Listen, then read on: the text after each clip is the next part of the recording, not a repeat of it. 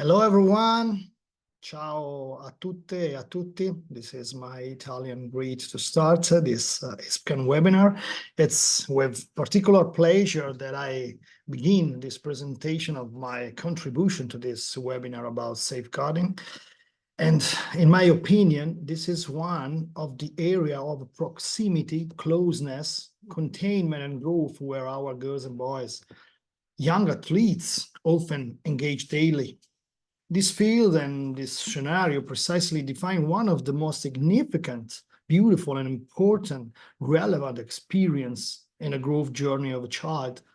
That is why we are here to protect this space and this experience, to safeguard them, and fundamentally to define prevention systems that ensure our application of safeguarding is effective, practical, functional, and capable of securing this extraordinary and wonderful experience that sport is meant to be. To do this, I thought I would start by sharing with you the Italian experience, specifically the experience of the Italian government, the presidency of the Council of Ministers through its Department for Sport. I had the honor of leading a national working group for 2 years that focused on developing a policy framework in the field of sport. This was the first specific in-depth experience in Italy, a national effort aimed at building knowledge, culture, and a capacity building through a collection of good practices that originated from the grassroots level. This approach valued the historical contribution of several associations that have worked on this topic, on this thematic over the years. The work was exciting, highly participatory, and particularly rich, not only on a professional level. This is a coalition of organizations that have chosen to use sport as a vehicle, as a driver for promoting well-being and, of course, safeguarding. Additionally, within this extraordinary team, we have national federation from various sports. You can see the list of all the organizations involved, of course, in Italian. We involve the Football Federation, and we also collaborate with Save the Children, Terre des Hommes, UNICEF, and several organizations that have addressed issues like abuse, maltreatment, and violence against women, for example, problems that unfortunately continue to afflict our countries repeatedly. As you can see from the slide, we aim to establish specific and strategic objective. We try to implement prevention and protection systems that will minimize the risk of neglect, create healthy and safe environments, and ensure the right of minors, the right of girls and boys to have a sporting experience free from any concern. From this perspective, we obviously aim to develop national guidelines, of course. In what way and with what strategy? We sought to elaborate a shared framework that would allow local authorities to adopt and implement national regulations through the establishment of minimum standard. This standard also includes training modules, of course. We work on creating tools and a web portal to facilitate initial contact through awareness, through knowledge, through an awareness raising action, and a preliminary understanding of the topic. As you can say, promoting a culture of child protection in sport has been the main key, but at the same time create communication campaign, because the way we try to have a narrative path about child abuse in sport could be absolutely strategic, as I said. It's important to know that sports organizations are often not equipped to handle such issues. We often deal with volunteers, with individuals with good intention who are able of doing extraordinary things, but lack of competence, of course, necessary qualification, experience, expertise in the areas of child abuse and neglect. Therefore, they need to be equipped to address these challenges. The idea is to empower sport organizations as well as their staff, athletes, and families. This creates a cascading effect. The primary goal is to promote a culture of child protection in sports, as well as to find keys and strategies to raise awareness and ensure that this topic is discussed. This was exemplified in the impactful speech by Paul Stewart. I've tried to summarize as simple as possible what our journey has been. The initial phase involved an opening for a call for proposal to create a technical committee, the establishment of the national working groups, planning, defining thematic areas, and conducting preliminary research to identify best practices at national level. We also set up separate working groups to identify critical aspects. This led to establish technical committee defining priority areas and the initial draft of the framework that we later informed the policy design we created. Throughout this process, we remain focused on critical aspect, adopting a risk assessment approach, the idea of minimizing risks, to passing through early identification of critical and vulnerable areas where compensatory and protective measures need to be implemented. We placed significant emphasis on collecting best practices from both national and international level and national and international literature, culminating in this initial draft.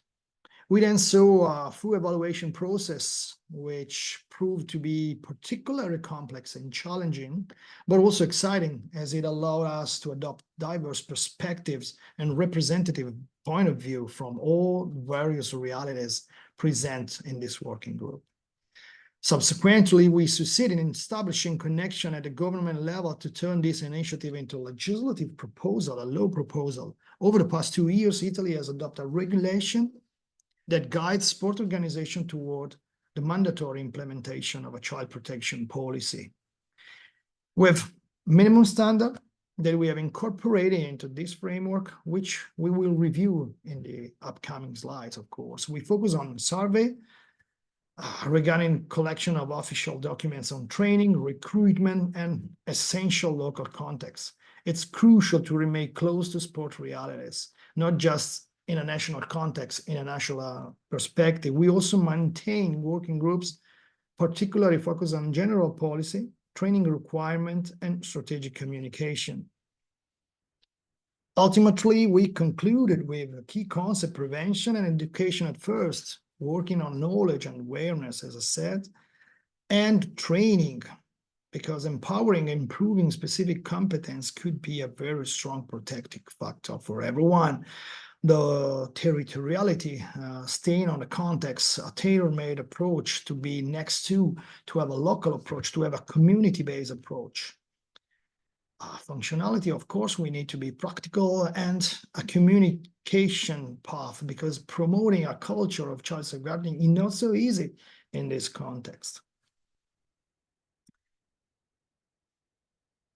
Try either to involve children, of course, attempting to create other pillars about the participation of young athletes into this path. Of course, we are still in a phase of evolution at national level. Unfortunately, this National Technical Committee is no longer operational, but it has started a significant movement at a national level, promoting a series of local initiatives and best practices, which was the overarching goal of our work. To this day, we continue to maintain this focus and implement some pilot action at the national level, one of which I will present shortly, our BEST project, which is the most significant national initiative aimed at validating best practices for potential work. To do this, of course, we stay on what you can read in this slide with main action and a monitoring and evaluation phase, of course, necessary, essential. I mentioned best practices a lot, and this is representatively the most important initiative at the national level. It's the first Italian experience that brings together social services, health services, top-tier sports organizations like Atalanta, football team from Serie A, Volley Bergamo, volleyball team in the main Serie, two of the most significant sports clubs in the country, and law enforcement, of course, law enforcement agencies at territorial level, along with organizations like Specchio Magico, which is similar to a lot of incredible high skills and competent ISPCAN member organizations. So, quoting Frankenstein Jr., sorry for this, it could work. I started from here to introduce a definition, as the term often becomes complicated in local translation. In Italian, the word safeguarding is untranslatable because it intersects the concept of protection, of safety, of security, while also lacking a proactive dimension. So therefore, we decided to maintain the term in its international issue and its international meaning, as it allows for clarity in our application. Safeguarding means becomes the responsibility of an organization to ensure that its staff and programs don't cause harm to their athletes, protecting boys and girls from the risk of maltreatment and abuse. At the same time, it enables us to have an effective reporting system. Why are these standards so important? They allow us to ensure that our activities operate within a framework aimed at minimizing risks and making the experience as safe as possible. While we cannot completely eradicate risk, we must strive for the highest possible outcome. I like to refer to this as the attempt to achieve the next to impossible step. We need to create something that try to impact the next to impossible, getting as close as possible to an unattainable goal. This tendency drives us to become better and more equipped as possible. Of course, we work to ensure that we can respond promptly, appropriately to any potential issues while also providing point of reference. One of the critical point, which we will revisit during this presentation, is that a victim often finds it challenging to reach out for help, to ask for help. This request for assistance, this request for help can be the key to breaking the cycle of violence. This situation was masterfully represented by Paul's speech. The standard being adopted are quite simple and referenced at international level, define this as the main four pillars, and I think this could be four criteria we need to maintain. These standards are outlined in a policy document that serves as a framework for defining best practices applied within specific contexts to protect minors in sport and to establish a chain of responsibility. This framework allows the implementation of procedures that ensure individuals and appropriately and correctly emphasizing accountability. It enables responsiveness, timeliness, effectiveness when faced with a situation of varying degrees of seriousness. It's not necessary to have a hierarchical scale of severity. The key issue is the ability to receive and respond to requests for help, allowing for a safe space, a safe space to manage those situations effectively. This theme of the chain of responsibility is the point I want to emphasize the most. As you know, the Italian volleyball team and national team has recently won a gold medal under the guidance of Julio Velasco, an incredible coach who is perhaps even more distinguished as a great philosopher, a mental coach and motivator. In one of his famous sport metaphor, he speaks about responsibility. He notes that often within the sport environment, but not exclusively, there is a tendency to assign blame rather than accept responsibility. This frequently occurs when the emphasis shifts from personal mistakes to blaming others. He illustrates this reasoning by comparing volleyball to the idea of accountability in my mind. For example, a spiker complains about a poorly set ball from the setter. The setter in turn blames the passer for a bad pass. The passer might say that the James lighting blinded them at the moment of hitting the ball, thus attributing blame to the faulty lighting in position. Consequently, the person who arranged the light complains to the electrician, claiming that the lights were positioned incorrectly or are too bright for the players. And so on. This chain of blame never seems to end. This is the element through which we become apply. Anyone involved in an activity, whether in sports or not, become and create a complicity and hypocritically complies in pedophilia, abuse, maltreatment, mistreatment, violence, bullying, and everything that is unacceptable in a context like this. We become functional to a system that, through secrecy, sense of guilty, fear of speaking out, and fear of asking for help, foster a chain of disresponsibility. Therefore, the term of accountability is crucial. It's through this that we must absolutely engage and promote a culture of responsibility, of accountability. What are the advantages, the benefits? Very simple, the protection of our athlete and our staff. For a civil and maybe criminological perspective, adopting the policy provides us with a legal umbrella, a safety net for our sport organizations. Training, raising awareness, and promoting courses on responsibility within the organization, along with good procedures and practices, enable us to withstand potential accidents of negligence by a coach or a staff member. This means that we can demonstrate to judges, for example, that our organization has done everything possible to prevent such events. This creates a system where individuals become accountable for themselves, which is fundamental to a culture of responsibility. Additionally, this approach helps maintain a clean reputation and ensure that our commitment to safeguarding can be recognized externally. In the logic that Paul and I are promoting, these are various connections. There are various connections or many networks and relationships around our organization. So this should let us not only to remain close within our gates, but also to become a positive driver for our local community and context and territory. At this point, what are the keywords we want to highlight?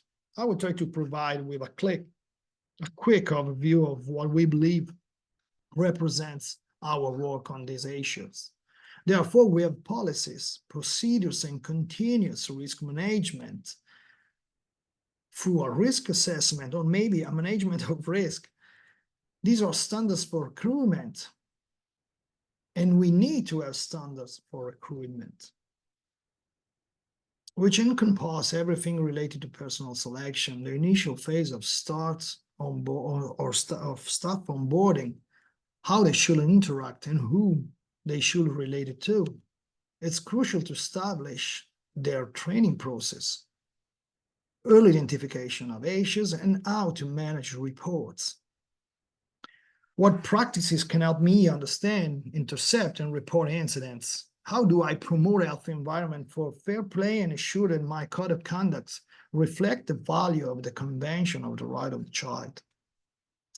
We are approaching the centenary of the Geneva Declaration in 2024, marking a historical significant moment when there will be a renewal of commitment from member states at the community level, not only signatories of the United Nations Convention regarding the rights of children, at the same time promoting their participation, inclusivity, accessibility, and empowerment is essential.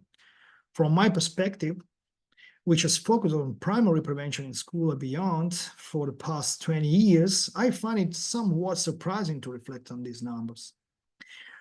Through equipping and delivering protective skills to children, we can establish a well-structured safeguarding system in realities like yours, where, well, in reality, like the ISPCAN members audience, we have very high point of excellence all around the world. So I don't see any particularly difficult to implement and upload something like this. On the contrary, I view it as necessary, and I see many professionals and organizations ready to make it a reality. Ultimately, it all comes down to the stories. We cannot underestimate the fact that statistics tell us how many cases exist, while investigation reveal prevalent phenomena. All the studies, research, and daily work help us better understand these issues. However, when it happens to you, when your child is involved, or when an athlete, your athlete in your organization, you are in the 100% of case directly impact. In such instance, theoretical support may not be enough. What you truly need are practical points of support, resources, and leverage to help you navigate an incredibly complex circuit of victimization.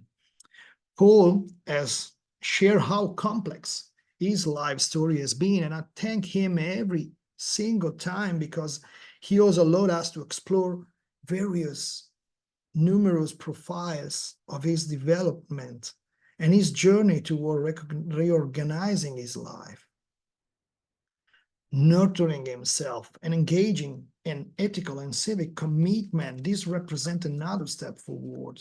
However, we must not underestimate that the more we provide protective skills, as well as way for requesting help, support, and reporting, such as prevention and protection, the better we will be at intercepting these phenomena early, stopping them as soon as possible, and perhaps in various cases serving as a lifeline for those specific situations. Recently, Paul and I presented a workshop dedicated to safeguarding sports at the ISPCAN Sweden Congress in Uppsala. We had extraordinary contribution from Alexandra Richard from the EFL, the English Football League, and most important international football league, and the new director of the youth sector of Atalanta, Roberto Sadden, who is a pioneer in these issues and has decided to address the topic of safeguarding in a highly structured and effective manner. Turning to Italy, as I approach the conclusion of my speech, I want to further explain how to have moved forward. We have created the first Italian national study on the prevalence and incidence of abuse and mistreatment, maltreatment, and abuse in sport, using methodology from Professor Mike Hartill from Edge Hill University and extraordinary European studies, voices, and cases. We use this methodology to have a quantitative and qualitative cross-section of what will be the Italian findings to better study the phenomenon. This is a first step and certainly a preliminary and improvable study, but it represents a significant response to certify that the phenomenon exists and is extremely present. Change the Game, the organization with Terre des Hommes and the sport department laid this path related to data collection. That is a very strong and important key for a government delivery. Within our initiative, we launched Break the Silence, Battiamo il Silenzio in Italian, a ministerial portal from the Department of Sport that has facilitated the birth of new sports legislation, which mandates sports clubs to adopt measures reflecting the needs of minors. This represents a meeting point for all clubs at the national level, as inspired sport federation to create their own training and policy adoption pathways. I have brought some elements on which I will briefly focus, including what we have observed and the intervention we have implemented.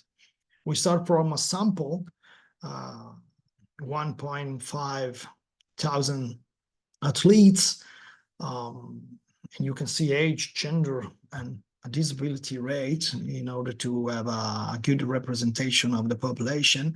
And then we interview them starting from the positive aspect of sport experience in their life and what were the level, international, national, regional, club, or amateur, because the pro are the most exposed in our findings. And then we try to map, to define, to describe the prevalence of violence against children. And this is the data: psychological violence at 30.4 as physical violence, and second, neglect and sexual violence with a very important rate in my mind. And the description where humiliation, where punishment, where abuse, where a way that it described as a methodology masquerade, or a violence masquerade by methodology. And this is the main findings related to psychological violence, as you can see. But even when children has been forced to play, participate while injured, for example, or subjected to erotic, obscene, or sexual comments. The prevalence of the interpersonal violence in relation to competitive level is quite simple to read, because the concentration of violence against children is proportional to the level, and the characteristic of this interpersonal violence underlined that the respondent stated that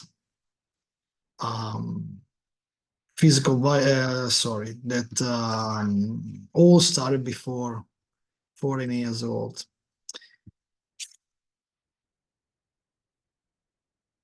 At the same time, the duration has been described in this slide,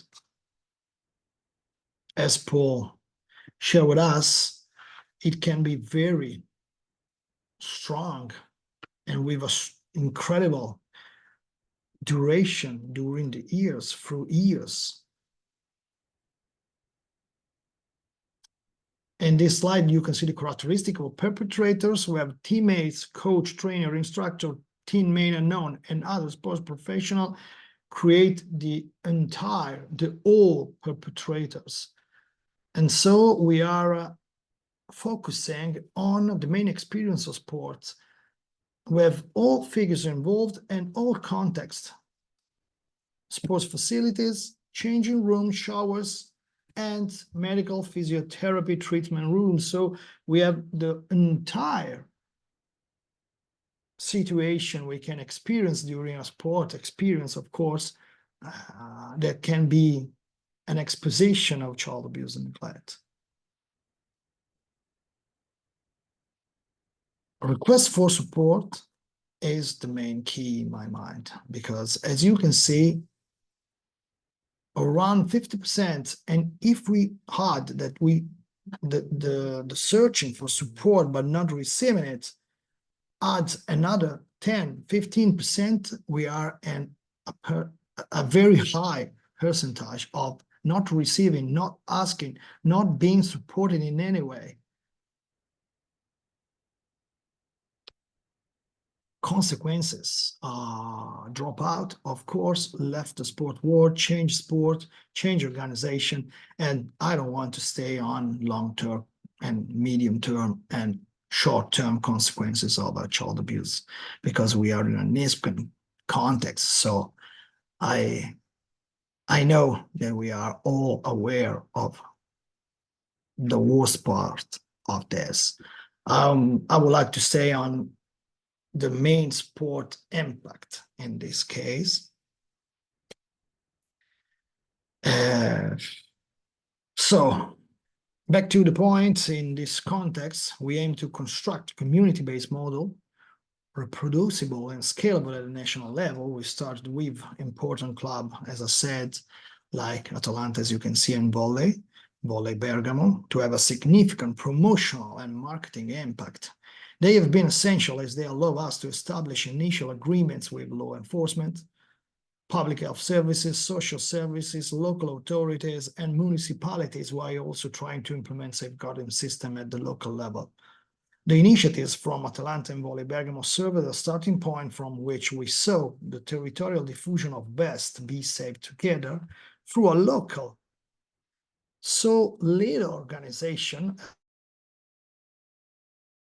Ernesto, you can see this coach pointing to your horizon, a very incredible driver at local level. And we start from 9 clubs, then expanded to 12, and finally to 15. And nowadays we are able to reach more than 100 coaches in our training session.